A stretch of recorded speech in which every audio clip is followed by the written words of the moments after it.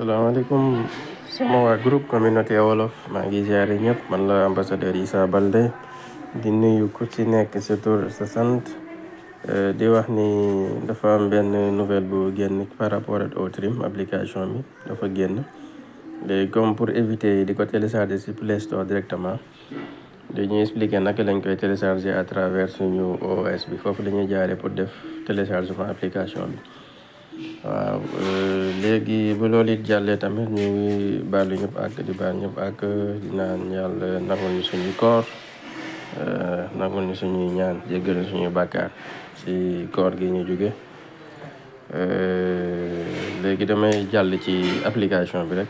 pour wan naka la gars yi di télécharger application Outrim bi léegi nag Outrim peut-être du ñëpp ko soxla ñi nga xamante ne dañuy def marketing de réseau ñoo xam ne dañuy def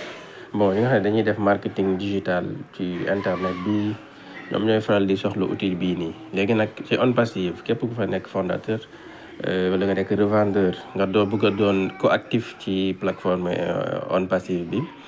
bëgg di proposer produit bi ñeneen dina ci doon lu am solo pour que nga mun a xam naka la ñuy utiliser Outrim parce que Outrim daf lay jox ay information yu am solo yu lay permettre nga xam ce lien bi ñaata nit ñoo ciy cliquer ci yan dëkk la ñuy gën a cliquer ca lien waaye tamit pour lien bi tamit boo ko bëggee envoyer nit mu yomb parce que Outrim daf lay permettre nga mun a gën a néew wàññi guddaayu lien bi waaw boo xoolee comme lien écosystème OnPassive bi sa lien bi nga xamante ne da nga koy partager nit pour kooku ñëw inscrire lien boobu dafay faral di gudd waaye application Outrim bi boo ko fa dugalee mun nga ko gàttal ba mu gën a néew boo paree nga dolli ci sa tur wala nga dolli ci lenn lu lay mën a permettre nga mën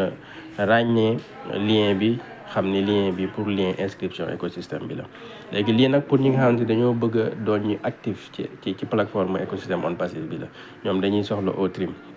léegi Outrim tamit finalité bi information yu mu lay jox lan mooy njëriñam daf lay mën a permettre nga mën a xam naka ngay organiser sa campagne de marketing boo ko naree def ci internet bi waaw loolu tamit da ci doon lu am solo bu ñu ñuy bàyyi ci xel léegi damay wane naka la ñuy télécharger application yi pour le moment parce que xam naa après peut-être dinañ ko dugal ci OS bi mais instant bi damay wane naka lañ koy jëlee ci écosystème application bi léegi damay ubbi application bi mooy OS bi ma ko ubbee ok ma koy ubbi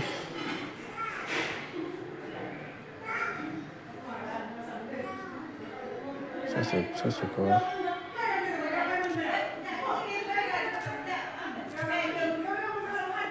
mooy ubbi application OS bi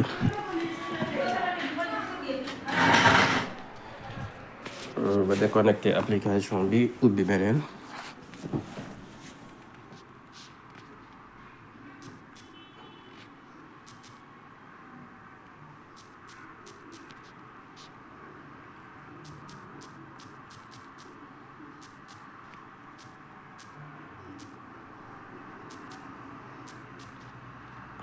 bu ma ko ubbee naka lay demee dafay am benn mise à jour bu ma proposé man dama ko def sama portable ba pare moo tax léegi fii boo ubbee juste OS bi ci application dafa am benn mise à jour bu bees bu mu lay laaj update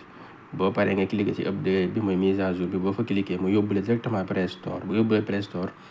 mu wan la ndax da nga bëgg a mise à jour nga ne ko wax dama bëgg a mise à jour nga bës ci mise à jour boo bësee ci mise à jour su boobaa nga xaar application bi mise à jour bi complet boo complété su paree nga ubbiwaat application bi boo ko ubbee rek su boobaa da ngay wàcc ci suuf application bi boo wàccee ci suuf sa côté droite juste ci suuf am na fa application yi yëpp di ne ci application OS bi nga bës foofu le boo fa bësee di nga gis application yëpp feeñ yëpp dina génn léegi application yëpp bu génnee lan ngay def su boobaa da ngay cliquer ci Outrim parce que Outrim nga bëgg a télécharger boo bësee ci Outrim bi bës naa ko su boobaa daf may yóbbuwaat directement ci Play Store mais man dama ko jotee télécharger ba pare moo tax daf may yóbbuwaat directement ci application Outrim bi daf ma koy ubbil directement pour ñi nga xamante ne télécharger guñu application Outrim bi bu dee da nga jaar ci OS bi nga dem ci application yi fu mu nekk ci biir OS bi nga dem ci Outrim bi nga cliquer foofu daf lay yóbbu directement ci Play Store bu la yóbbee ci Play Store su boobaa foofu ngay jaar pour télécharger Outrim bi léegi boo téléchargé Otrim bi ba téléchargement bi complet mën nga kaa ubbi fekk ko sa téléphone su boobaa mën nga kaa ubbi nga utiliser ko su boobaa damay joxe aperçu rek bu dee da nga téléchargé Otrim ba pare naka lay mel man téléchargé naa ko ba pare su boobaa dafay nekk ci sa application yi fa muy ne man sama bos ma ngi nii Otrim moo nekk nii léegi dama koy ubbi pour wan ñi gis na muy mel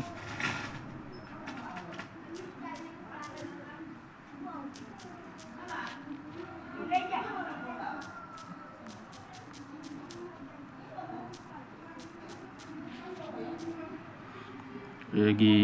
bu ma ko ubbee su boobaa